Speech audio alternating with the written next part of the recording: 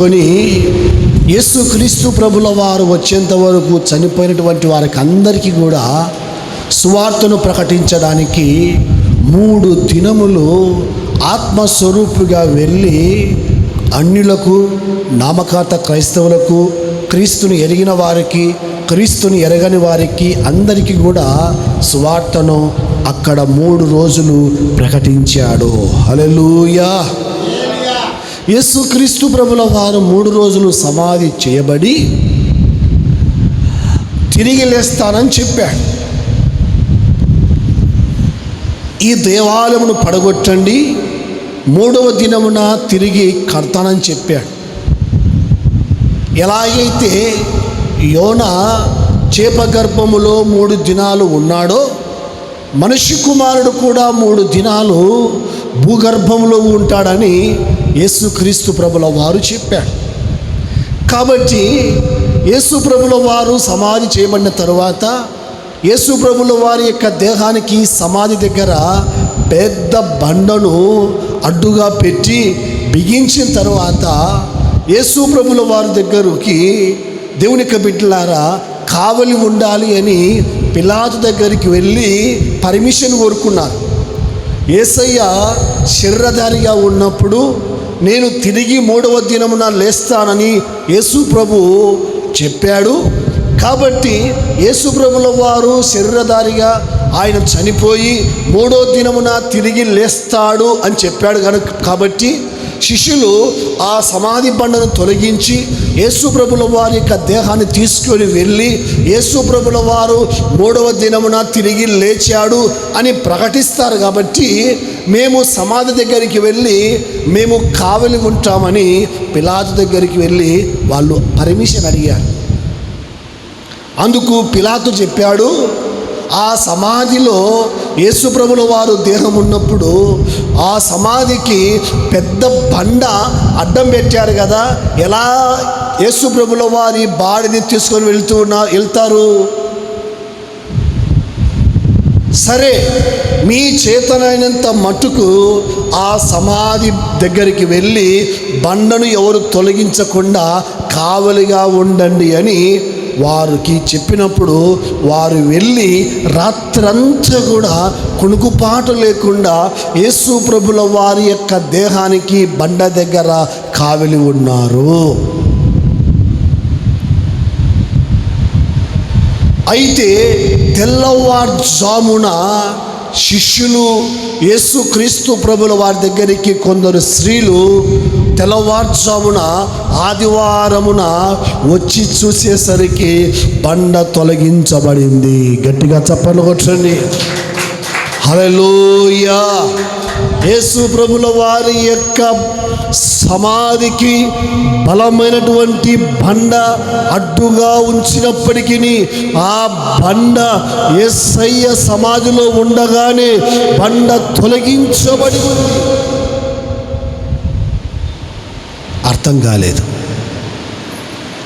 శిష్యులు పరిగెత్తుకుంటూ వెళ్ళారు. సమాధి తెరవబడి ఉంది. సమాధిలో యేసు ప్రభు లేడు. అయితే శిష్యుడైనటువంటి పేతురు కూడా పరిగెత్తుకుంటూ లోపలికి వెళ్ళి చూస్తే వస్త్రాలు మాత్రమే ఉన్నాయి, కానీ యేసు అక్కడ లేడు.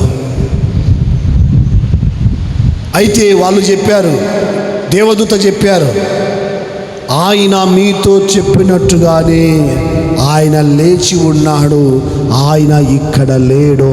హల్లెలూయా. ఆయన ఇక్కడ లేడు.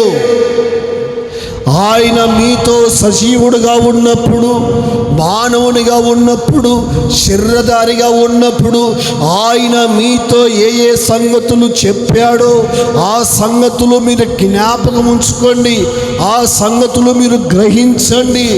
ఆయన మీతో చెప్పినట్టుగానే సజీవుడిగా లేచాడు. ఇదిగో యేసుక్రీస్తు ప్రభుల వారు మీతో చెప్పినట్లుగానే ఆయన సజీవుడిగా లేచాడు. పునరుత్థానము జీవము నేనేని ఏ ప్రభువైతే చెప్పాడో ఆయన తిరిగి పునరుత్థానుడిగా లేచాడు. ఇదిగో నేను యుగములు సజీవుడనై ఉన్నానని చెప్పిన ఆ దేవుడు తిరిగి సజీవుడిగా లేచాడు. యోబు గారు ప్రకటించినట్లుగా, యోబు గారు యోబు గ్రంథము 19:25 చెప్పినట్లుగా, ఇదిగో నా విమోచకుడు సజీవుడు, నేను మరలా చూస్తాను, నా దేహమంతా కూడా ఇదిగో ఒకసారిగా రాలిపోయిన సజీవుడైన నా దేవుని చూస్తానని యోబు గారు ముందే ప్రకటించినట్లుగా ఆయన సజీవుడిగా తిరిగి లేచాడు. ఆయన ఇక్కడ లేడు. సజీవుడైన వాడిని మీరు ఎందుకు మృతులలో వెతుకుతూ ఉన్నారు? లూకాసు వార్తలో యేసుప్రభుల వారు లేచిన తరువాత దేవదూతలు అదే చెప్తున్నారు, ఆయన లేచాడు, తిరిగి మరణాన్ని గెలిచి లేచాడు. మరణమాని ముళ్ళు ఎక్కడా అని మరణపు ముళ్ళును విడిచి ఆయన సమాధిని బండను తొలగించి ఆయన మరణానికే సమాధి కట్టి మరణాన్ని గెలిచి మరణాన్ని ఓడించి మరణమాన్ని ముళ్ళు ఎక్కడని మరణపు ముళ్ళును విడిచి ఆయన సజీవుడిగా లేచాడు. హల్లెలూయా. అపోస్తుడైన పౌలు గారు చెప్పినట్లుగా మరణమాన్ని ముళ్ళు ఎక్కడా, మరణానికి ఉన్నటువంటి ముళ్ళు విరిచి, మరణానికి ఉన్నటువంటి ముళ్ళు పాపం, ఆ పాపపు యొక్క ముళ్ళును విడిచి యేసుక్రీస్తు ప్రభుల వారు మరణాన్ని గెలిచి తిరిగి సజీవుడిగా లేచాడు. గట్టిగా చప్పట్లు కొట్టండి. హల్లెలూయా. అందుకే మూలపాఠములో బైబిల్ చెప్తూ ఉంది, మరణము ఆయనను బంధించి ఉంచుట అసాధ్యం. యేసు ప్రభుల వారు ముందే చెప్పాడు. ఏ సందర్భంలో? అబ్రహాము శారాతో ముందే చెప్పాడు, మీదరికి మీ ఒడిలో వాగ్దాన పుత్రుడు ఉంచాడంటే శారా నవ్వింది. నవ్వనేలా శారాని ప్రభు అంటే నేను నవ్వలేదు అని శారా అంటాది. అందుకు ప్రభు అంటాడు, యెహోవాకు అసాధ్యమైనది ఏది కూడా లేదు. హల్లెలూయా. మరణము ఆయనను బంధించి ఉంచుట అసాధ్యం. మరణానికే సాధ్యం కాకపోయింది యేసు ప్రభుల వారిని సమాధిలో బంధించడం. మరణానికే వీలు కాలేదు యేసు ప్రభుల వారిని సమాధిలో పెట్టడం. బండకే సాధ్యం కాలేదు యేసు ప్రభుల వారిని సమాధిలో యేసు ప్రభుల వారిని ఉంచడం. సైనికులకు సాధ్యం కాలేదు బండ తొలగించకుండా ఆపడానికి. పిలాతు చెప్పాడు, మీ చేతనైతే, మీకు వీళ్ళైతే మీ చేతనైనంత మట్టుకు మీరు రాత్రంతా కూడా యేసు ప్రభుల వారి దేహానికి కావిలి ఉండండి. ఎంతమంది కావిలి ఉన్నా, బండ బిగించిన, సమాధిలో ఉంచిన యేసు క్రీస్తు ప్రభుల వారిని ఏమాత్రము యేసు ప్రభుల వారిని ఏమాత్రము మరణము బంధించలేకపోయింది. హల్లెలూయా. యేసు ప్రభుల వారిని మరణాన్ని బంధించలేకపోయినప్పుడు రోగం అనే బంధకాలు మనకు నిలబడతాయా? యేసు ప్రభుల వారిని సమాధిలో పెట్టి పెద్ద బండను వేసి బిగించినప్పుడు ఆ బండనే బంధించలేకపోయింది యేసు ప్రభుల వారి మరణాన్ని. మరణమే యేసు ప్రభుల వారిని ఆపలేకపోయింది. అందుకే బైబిల్ చెప్తూ ఉంది, మరణము ఆయనను బంధించి ఉంచుట అసాధ్యం. దేవునికి బిడ్డలారా, యేసు క్రీస్తు ప్రభుల వారికి సమస్తము సాధ్యమే. దయ్యం వచ్చింది. ఒక దయ్యం ఒక యవనస్తుని పట్టినప్పుడు తండ్రి వచ్చాడు. శిష్యులను అడిగారు. శిష్యులు వెలగొట్టలేకపోయారు. తండ్రి యేసు ప్రభు దగ్గరికి వచ్చాడు. అయ్యా, నీ శిష్యులను అడిగితే దయ్యాన్ని వెళ్ళగొట్టలేకపోయారు, కనీసం నువ్వన్నా సాయించిందంటే యేసుప్రభు అంటాడు, నమ్ముటను వలనైతే నమ్మువానికి సమస్తము సాధ్యమే. హల్లెలూయా. వెళ్ళగొడతాడు. వెళ్ళగొట్టిన తర్వాత శిష్యులు వచ్చి అడుగుతారు, ఏంటి ప్రభా మేము వెళ్ళగొట్టలేకపోయాం దయ్యాన్ని, ఏంటి అంటే యేసుప్రభు అంటాడు, మీకు ఆవగింజంత విశ్వాసం ఉన్నట్లయితే మీకు సమస్తము సాధ్యమే. హల్లెలూయా. దేవుని యొక్క బిడ్డలారా, దేవునికి అసాధ్యమైనది ఏది లేదంటే అది ఓకే. కానీ యేసుప్రభు ఏమంటున్నాడు, మీకు కూడా అసాధ్యమైనది ఏది కూడా లేదు. చాలామంది ఏమంటారంటే, నా వల్ల కాదు, నా చేత కాదు, చదవడము నా చేత కాదు, ఉద్యోగము సంపాదించడం నా చేత కాదు, ఉద్యోగము చేయడము నా చేత కాదు, పొలం పని చేయడము నా చేత కాదు, వ్యాపారం చేయడము నా చేత కాదు, సేవ చేయడము నా చేత కాదు.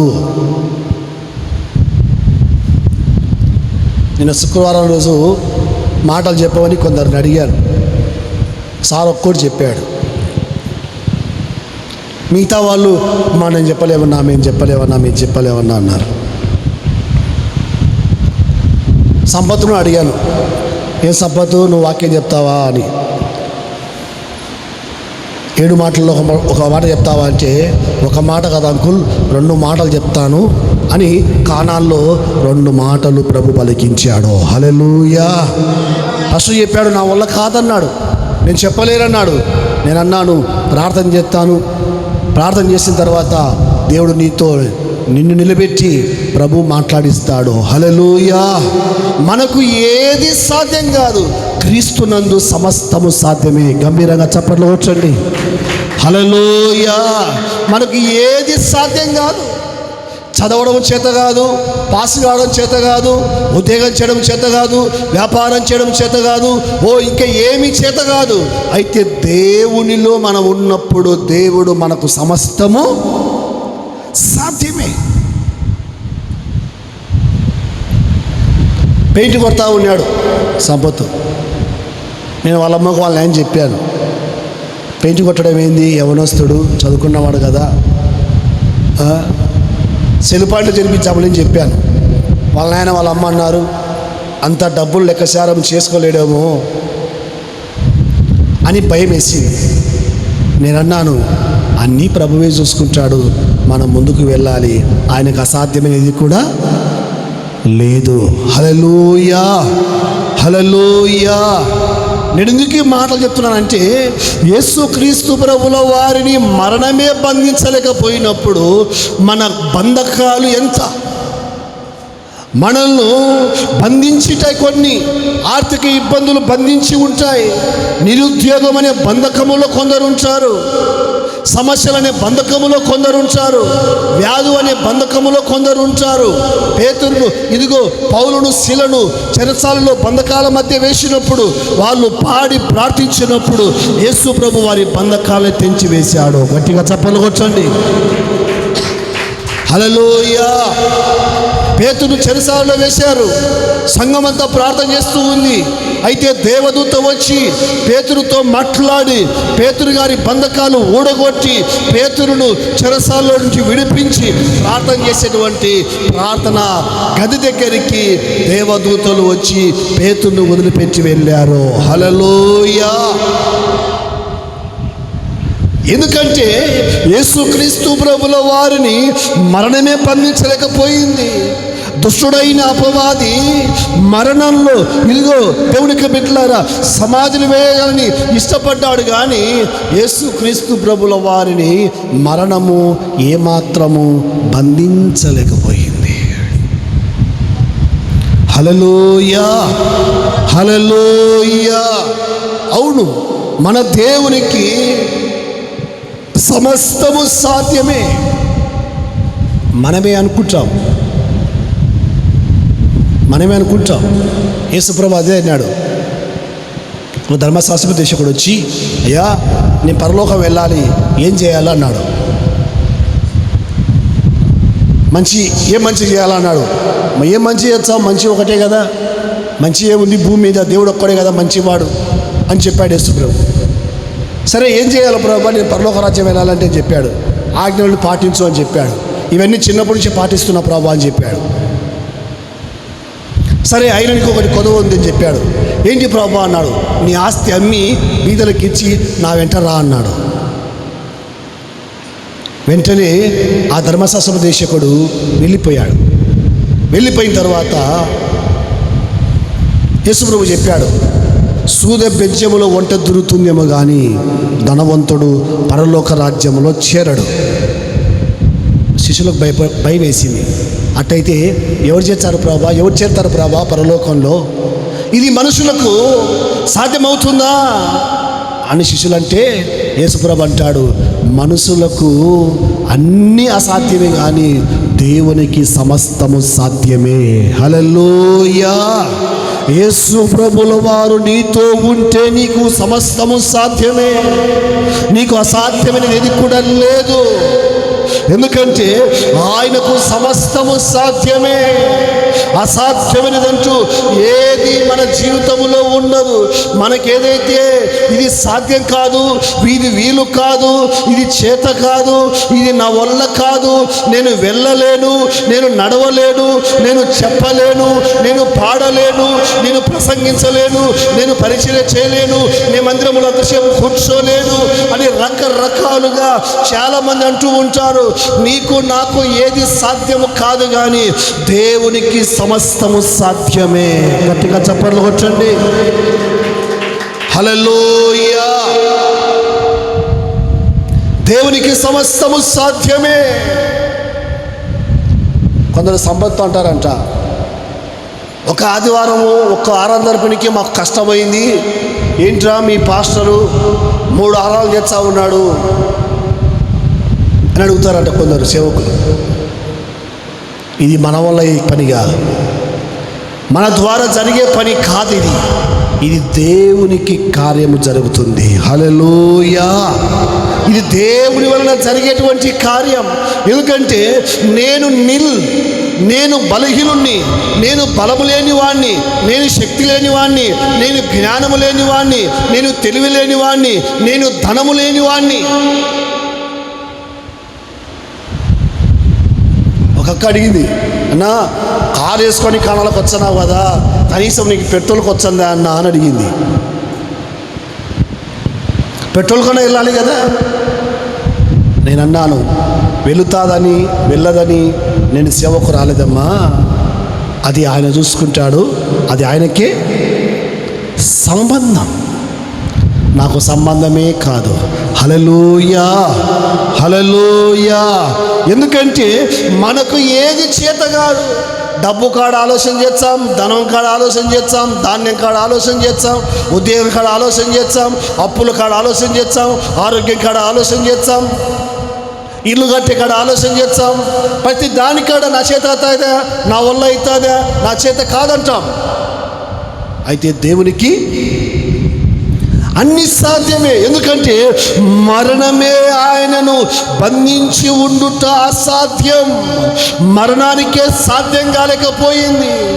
మరణమే యేసు ప్రభుల వారిని బంధించలేకపోయింది. అందుకే బైబిల్ చెప్తూ ఉంది, బంధకములలో ఉండి నిరీక్షణ గల వారలారా మీ కోటలో మీరు మరలా ప్రవేశించండి, మీకు 2 మేలు కడుగును. గట్టిగా చప్పట్లు కొట్టండి. హల్లెలూయా. యెహోవా బంధింపబడిన వారిని విడుదల చేయుడు. అవును, దేవుడు యేసుక్రీస్తు ప్రభుల వారిని మరణమే బంధించలేక బంధకములో నుంచి విడిపించాడు కదా. అలాంటిది చెరసాలనే పాపం అనే బంధకం, రోగం అనే బంధకం, శాపం అనే బంధకం, ఇరుకు ఇబ్బందులనే బంధకము, అప్పులనే బంధకం, అనారోగ్యం అనే బంధకము, అది ఏ బంధకము మనల్ని బంధించినా ఆ బంధకాలు యేసుక్రీస్తు ప్రభుల వారి ఎదుట ఏమాత్రము నిలవలేవో. హల్లెలూయా. ఆ బంధకాలన్నిటినీ కూడా యేసుక్రీస్తు నామములో బంధింపబడిన బంధకాలన్నీ కూడా విడిపించబడతాయి. కీర్తన 146లో ప్రభు అదే అంటాడు, యెహోవా బంధింపబడిన వారిని విడుదల చేయుడు, యెహోవా పడిపోయిన వారిని లేవనెత్తును, యెహోవా కృంగిపోయిన వారిని బలపరుచును, యెహోవా చెరసాలలో ఉన్న వారిని విడిపిస్తాడైనా. దేవుని మాటలు వింటూ ఉన్న నా ప్రియ సహోదరి సహోదరులారా, ఏ బంధకములో నువ్వు ఉంటున్నావో, ఏ బంధకాల మధ్య బంధింపబడి ఉంటున్నావు, నా ప్రభు అంటున్నాడు, యేసు ప్రభుల వారిని మరణము నుండి విడిపించినట్లుగా దేవుడు నీ ప్రతి బంధకము నుంచి యేసు నామములో యేసు పరలోకపు తండ్రి విడిపిస్తాడు. ఎందుకంటే ఆయనకు అసాధ్యమైనది ఏది కూడా లేదు. ఆయనకు సమస్తము సాధ్యమే. ఆయనకు ఏది కూడా నా వల్ల కాదు. శిష్యులు అన్నారు నా వల్ల కాలేదని, యేసుప్రభు అనలేదు. యేసుప్రభువు చెప్పాడు శిష్యులకు, మీకు కూడా సమస్తము సాధ్యమే నాయనా అని యేసుప్రభు చెప్పాడు. ఏంటి ప్రభువా, మేము వెళ్ళగొట్టలేకపోయాం. అందుకు యేసుప్రభు ఏమన్నాడు, మీకు నాకు తేడా కదా, నేను వెళ్ళగొట్టానని మీరు ఎందుకు వెళ్ళగొట్టలేదని యేసుప్రభుల వారు వారిని కించపరచలేదు. నేను ఏ దయ్యాలైతే వెలగొడతానో మీరు కూడా అదే దయ్యాలు వెలగొడతారు. హల్లెలూయా. నేను ఏ రోగులను స్వస్థపరిచాను అదే రోగులను మీరు స్వస్థపరుస్తారు. నేను ఏ బంధకాలలో ఉన్న వారికి విడుదల కలిగించాను మీరు కూడా అదే బంధకాలలో ఉన్న వారికి విడుదల కలగజేస్తారు. దేవుని బిడ్డలారా, యేసుప్రభుల వారు ఏం చేశాడో మనల్ని కూడా అదే చేయిస్తాడు. హల్లెలూయా. యేసుప్రభుల వారు సిలువను మోసాడు కదా, మన చేత కూడా సిలువను మోయిస్తాడు. యేసుప్రభుల వారు చెక్క అనే సిలువను మోయించాడు, మన ద్వారా ఈ పరిశుద్ధ బైబిల్ గ్రంథం అనే సిలువను మోయిస్తాడు. హల్లెలూయా. సిలువను మోయడం అంటే సువార్తను ప్రకటించడం. అవును, మనకు ఏది చేతగా, మన వల్ల ఏది కాదు, మనం బలహీనలమే, చేతకాని వారమే, మన చేత ఏది కాదు. కానీ దేవుని చేతిలో మనం పడినట్లయితే గిన ఆయనకు సమస్తము సాధ్యమే. హల్లెలూయా. సమస్తము సాధ్యమే. యేసుప్రభుల వారు చనిపోయి తిరిగి లేచి ఆరోహణమై వెళ్ళేటువంటి సమయంలో యేసుప్రభుల వారు అదే చెప్పాడు శిష్యులకు, సర్వలోకానికి వెళ్ళి మీరు సర్వ సృష్టికి సువార్తను ప్రకటించండి. నమ్మి రక్షణ పొందినవాడు, బాప్తిసం పొందినవాడు రక్షింపబడతాడు, నమ్మని వానికి శిక్ష కలుగుతుంది. అయితే మీరు నమ్మిన వారి వలన ఈ సూచక్రియలు మీ ద్వారా జరుగుతాయని, ఇదిగో మీరు రోగులను బాగు చేస్తారు, చనిపోయిన వారిని లేపుతారు, బంధకాలలో ఉన్న వారికి విడుదల కలగజేస్తారు. అయితే మీరు నమ్మండి, నమ్ముతేగినా మీరు నాకంటే గొప్ప కార్యాలు చేస్తారు. హల్లెలూయా. అంటే మన దేవుడు ఆయనకు మాత్రమే కాదు, ఆయన పిల్లలమైన మనకు కూడా ప్రతి విషయంలో కూడా సాధ్యమే. అయితే మనము నమ్మకం ఉంచాలి, విశ్వాసం ఉంచాలి, ధైర్యం ఉంచాలి, క్రీస్తు దగ్గర మనము నిలబడే వారిగా ఉండాలి. హల్లెలూయా. ఆయన అప్పుడు నీ ద్వారా దేవుడు మహా అద్భుత ఆశ్చర్య కార్యాలు దేవుడు జరిగిస్తాడు. పేతురు అలా నడుచుకుంటూ వెళ్తూ ఉంటే పేతురు నీడను తాకి స్వస్థతను పొందిన వాళ్ళు ఉన్నారు, పేతురు కచ్చిపు తాకి స్వస్థత పొందిన వారు ఉన్నారు. ఎందుకంటే వాళ్ళు యేసుప్రభుని వెంబడించారు, యేసుప్రభుని నమ్మారు, యేసుప్రభుతో ఉన్నారు. అందుకే యేసుప్రభు వాళ్ళతో అన్నాడు, మీరు కూడా నాకంటే ఇంకా గొప్ప కార్యాలు చేస్తారు. దేవుని యొక్క బిడ్డలారా, మన జీవితంలో మనము ఆయా సమయ సందర్భాలలో కలవరం, టెన్షన్ పడుతూ ఉంటాం. డబ్బు కోసం టెన్షన్ పడుతూ ఉంటాం, ధాన్యం కోసం టెన్షన్ పడుతూ ఉంటాం, భోజనం కోసం టెన్షన్ పడుతూ ఉంటాం. ఉదయం బాగా వచ్చారు మందిరానికి. వచ్చిన తర్వాత ఇంట్లోకి పోతేనే ఆమె నాతో గొడవ చేస్తూ ఉంది. 2 ఆరాధనలు పెట్టావు, మొదటి ఆరాధనకి అందరూ వచ్చిపోయినారు, ఇంకా 2వ ఆరాధనకి ఎవరు వచ్చారు? మందిరం ఖాళీగా ఉండాలనా? నేను కూడా వచ్చేదాన్ని కదా మొదటి ఆరాధనకి. నేను మనసులో అనుకున్నా, మందిరం ఆయనది, ఆయన పెట్టమని చెప్పింటేనే నేను ప్రేరేపించబడి పెట్టాను. మొదటి ఆరాధనకి ఎంతమంది వచ్చినా 2వ ఆరాధన కూడా దేవుడు ఖచ్చితంగా మందిరాన్ని ఖాళీ పెట్టాడు. హల్లెలూయా! ఖచ్చితంగా ఆయన నడిపిస్తాడు. యేసుప్రభుల వారికి 100 మంది కావాలన్నా ఒక్కరున్న చాలా? ఒక్కరున్నా సమరయ స్త్రీకి స్వార్థ చెప్పాడా లేదా? ఒకదానికి అంతే. ఎక్కడ 2-3 కూడి ఏకీపిస్తారో వారి మధ్యలో యేసుప్రభు ఉంటా అని చెప్పాడు. 1000 మంది, 100 మంది, లక్షల మంది, కోట్ల మంది ఉంటేనే కాదు ఉజ్జీవం. యేసు ప్రభు ఎక్కడ ఉన్నా అక్కడ ఉజ్జీవమే. హల్లెలూయా! యేసు ప్రభు ఎక్కడ ఉన్నా అక్కడ అద్భుతమే. హల్లెలూయా! యేసు ప్రభు ఎక్కడ ఉన్నా అక్కడ ఆశీర్వాదమే. హల్లెలూయా! యేసు ప్రభు ఎక్కడ ఉన్నా అక్కడ అభిషేకమే. హల్లెలూయా!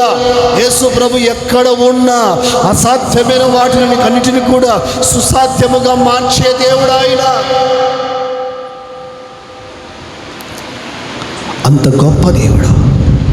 అందుకే ఆయనను ఏమాత్రము బంధించలేకపోయింది, మరణము బంధించలేకపోయింది. మరణము ఆయనను బంధించవచ్చుట అసాధ్యము గనక దేవుడు మరణ వేదనను తొలగించి ఆయనను లేపాడు. ఎందుకు ఆయనను మరణము బంధించలేకపోయిందంటే ఆయన విధేయత చూపించాడు. ఆ విధేయతని యేసుక్రీస్తు ప్రభుల వారికి మరణము మీద విజయము దొరికింది. గట్టిగా చప్పట్లు కొట్టండి. హల్లెలూయా! ఎవరైతే విధేయత చూపిస్తారో ఫిలిప్పీ పత్రిక 2వ అధ్యాయంలో స్పష్టంగా రాయబడి ఉంది. శిలువ మరణం పొందినంతగా ఆయన తగ్గించుకున్నాడు, విధేయత చూపించాడు. అందుకే పరలోకపు తండ్రి ఆకాశమందే కానీ భూమి అందే కానీ ఆయన అత్యధికంగా పరలోకపు తండ్రి యేసు ప్రభుల వారిని హెచ్చించారు. హల్లెలూయా! చూడండి అన్నమాట ఒకసారి. ఫిలిప్పీ రాసిన పత్రిక 2వ అధ్యాయము 5వ వచనం. క్రీస్తు యేసునందు కలిగిన ఈ మనసు మీరును కలిగి ఉండుడి. ఆయన దేవుని స్వరూపము కలిగిన వాడై ఉండి దేవునితో సమానముగా ఉండుట విడిచిపెట్టకూడదు అని భాగ్యమని ఎంచుకోలేదు, కానీ మనుషుల పోలికగా పుట్టి దాసుని స్వరూపము ధరించుకొని తన్ను తానే రిక్తునిగా చేసుకొనెను. మరియు ఆయన ఆకారమందు మనుషునిగా కనబడి మరణము పొందునంతగా, శిలువ మరణము పొందునంతగా విధేయత చూపిన వాడై తన్ను తాను తగ్గించుకొనెను. అందుచేత పరలోకమందున్న వారిలో కానీ భూమి మీద ఉన్న వారిలో కానీ భూమి కింద ఉన్న వారిలో కానీ ప్రతి వాని మోకాలు యేసు నామమున వంగున్నట్లు ప్రతి వాని నాలుకయు తండ్రైన దేవుని మహిమార్థమై యేసు క్రీస్తు ప్రభువని ఒప్పుకొనున్నట్లు దేవుడు ఆయనను అధికముగా హెచ్చించి ప్రతి నామమునకు పై నామమును ఆయనను అనుగ్రహించెను. హల్లెలూయా! యేసుక్రీస్తు ప్రభుల వారు ఎందుకు పరలోకములు కానీ భూలోకములు కానీ భూమి కింద కానీ ఎందుకు పరలోకపు తండ్రి ఎందుకు యేసు ప్రభుల వారిని అంతగా హెచ్చించాడంటే ఆయన విధేయతే, ఆయన తగ్గింపు.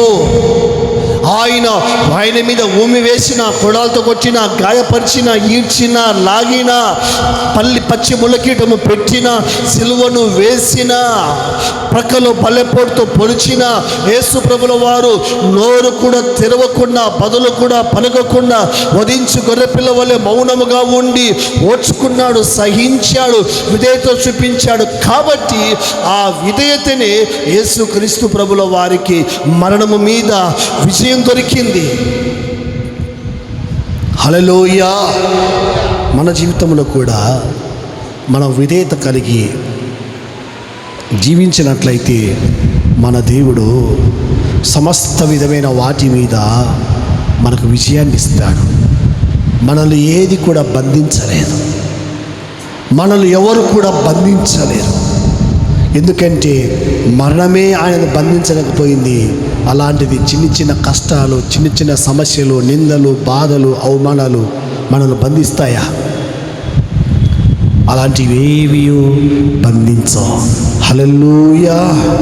బంధకాలన్నీ కూడా యేసు నామములో ఆయన తొలగిస్తాడు. హల్లెలూయా. బంధకాలన్నీ కూడా యేసు నామములో ఊడిపోతాయి. బంధకాలు బంధించి షడ్రక్ మెషక్ అబేద్నెగోల్లో వేశారు. అయితే షడ్రక్ మెషక్ అబేద్నెగోలు అగ్నిగుండంలో ఉన్నప్పుడు బంధకాలతో ఉన్నటువంటి షడ్రక్ మెషక్ అబేద్నెగోలు దేవుడి యొక్క బిడ్డలారా, బంధకాలు లేకుండా బంధకాలు ఊడిపోయి అగ్నిగుండములో నెబుకద్నెజరుకు కనపడుతూ ఉన్నారు ముగ్గురు. హల్లెలూయా. బంధించారు, వాళ్ళ కాళ్ళు చేతులు బంధించారు, ఎక్కడ తప్పించుకుంటారేమో అని. అయితే అగ్నిగుండములో పడేసినటువంటి వీళ్ళ బంధకాలు ఊడిపోయాయి, కానీ అగ్ని వాసన కూడా వీరికి అంటకుండా యేసు ప్రభుల వారు కాపాడాడు. హల్లెలూయా. మన బంధకాలను ఎవరు ఏమాత్రము ఎంత బంధించినా మన దేవుడు ఆ బంధకాలను తెంచే దేవుడు. ఎలాంటి బలమైన బంధకాలతో బంధించినా ఆయన దగ్గర ఏ బంధకాలు నిలబడలేవు, ఏ బంధకాలు ఆగలేవు. ఆయన ఆత్మచేత నింపబడిన వారు ఏ బంధకాలు ఏమాత్రము బంధించినా, సంసోను రకరకాలుగా బంధించారు. సంసోను ఇదిగో రకరకాలుగా ఇదిగో తాళ్ళ చేత బంధించారు, సంఖ్యల చేత బంధించారు, ఇనుప సంఖ్యల చేత బంధించారు.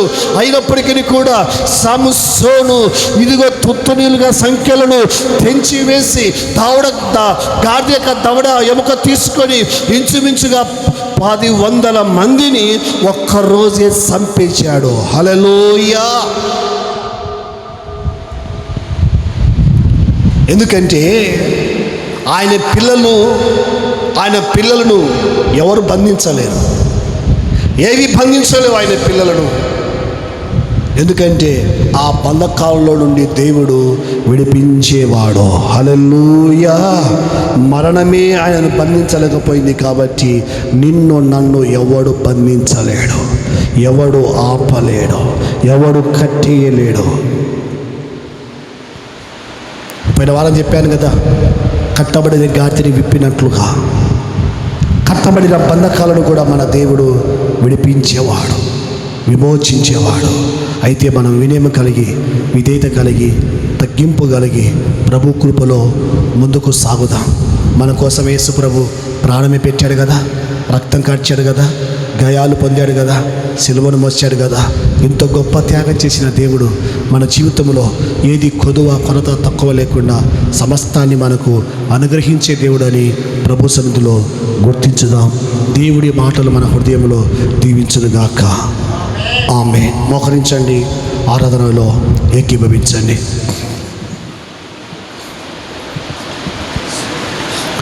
ఏ బంధకాల మధ్య ఉంటున్నావో, ఏ బంధకాలు నిన్ను భయపెడుతున్నాయో, ఏ బంధకాలు నిన్ను బంధించి ఉన్నాయో, ఏ బంధకాలు నిన్ను దేవుని సన్నిధికి రానియకుండా బంధిస్తున్నాయో, అవి ఏ బంధకాలైనని ఎదుట నిలబడు.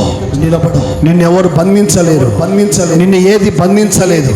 నిన్ను ఏ పాపం బంధించలేదు, ఏ శాపము బంధించలేదు, ఏ దరిద్రము బంధించలేదు, ఏ పేదరికము బంధించలేదు, ఏ అప్పులు బంధించలేవు, ఏ వ్యాధి బంధించలేవు, ఏ రోగము బంధించలేవు, ఏ సంఖ్యలు బంధించలేవు, ఏ చెరసాల బంధించలేవు, ఏ అగ్ని గుండాలు బంధించలేవు, ఏ సింహాల బోనులు బంధించలేవు.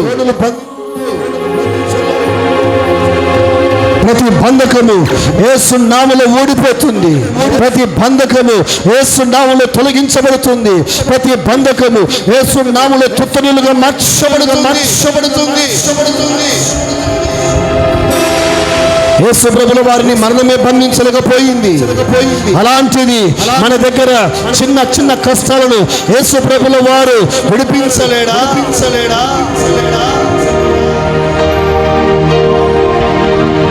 మరణ మరణాన్ని గెలిచిందే మన కోసం, మరణపు ముళ్ళును విరిచిందే మన కోసం, మరణపు బండను తొలగించిందే మన కోసం, మరణం మీద విజయాన్ని పొందిందే మన కోసం.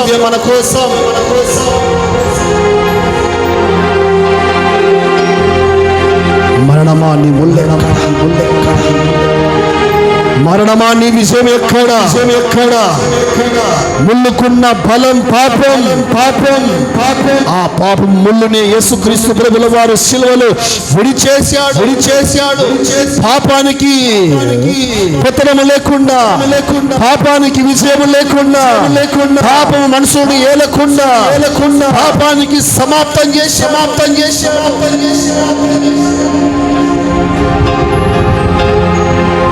ప్రేమగల తండ్రి, కనికరముల వారైన జాలిగల తండ్రి, వాత్సల్యతల తండ్రి, యేసయ్యా నీ అమూల్యమైన, దివ్యమైన, శ్రేష్టమైన, ఉన్నతమైన, పరిశుద్ధమైన నామానికి కోట్ల కొలది స్తోత్రాలు చెల్లిస్తున్నాను. ఈ సమయంలో ప్రభా మాతో మీరు మాట్లాడినటువంటి గొప్ప మాటలు బట్టి మీ పాదములకు స్తోత్రాలు. ఆశ్చర్యకరుడ, ఆలోచనకర్త, నిత్యుడు తండ్రి, సమాధానకర్త, బలవంతుడు తండ్రి, గొప్ప నాయన యేసు ప్రభా స్తోత్రాలు. తండ్రి, నేను మరణమే బంధించకపోయిందని మా అందరితో మీరు మాట్లాడిన గొప్ప మాటలు బట్టి స్తోత్రాలు చెల్లిస్తూ పరలోకపు తండ్రి, నిన్ను మరణమే బంధించలేకపోయినప్పుడు మమ్మల్ని ఏ కష్టాలు బంధించలేవు, ఏ నష్టాలు బంధించలేవు, ఏ రోగము బంధించలేదు, ఏ వ్యాధి బంధించలేదు, ఏ దరిద్రము బంధించలేదు, ఏ పేదరికము బంధించలేవు, ఏ కరువు కష్టాలు బంధించలేవు, ఏ ఇరుకు ఇబ్బందులు బంధించలేవు, ఏ పాపము శాపము బంధించలేవని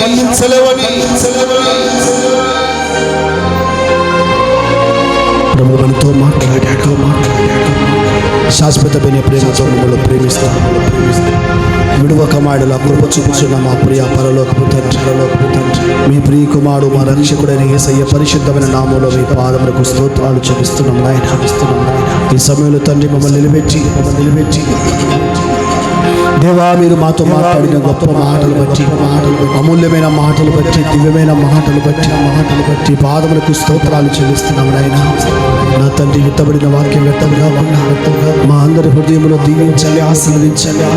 పునరుత్థానపు దినమున, పునరుత్థానపు బలం, పునరుత్థానపు శక్తి, పునరుత్థానపు అభిషేకం, పునరుత్థానపు ఆశీర్వాదం, పునరుత్థానపు మహిమ, పునరుత్థానపు వెలుగు, పునరుత్థానపు శక్తిని మేమందరము కూడా ఈ పునరుత్థాన పండుగలు అనుభవించినట్లుగా పునరుత్థానుడా, పరిశుద్ధుడా, పరలోకపు తండ్రి, నీ సమయంలో నీ మంత్రములో నిలిచి ఉన్నటువంటి నా ప్రియ సహోదరులందరి పైన పునరుత్థానపు శక్తిని, అభిషేకమును, ఆత్మను నింపండి. ప్రతి బంధకము యేసు నామములో తొలగించబడునుగా. బంధకములో పడి ఉండి నిరీక్షణ గల వారులారా మరలా ప్రవేశించండి.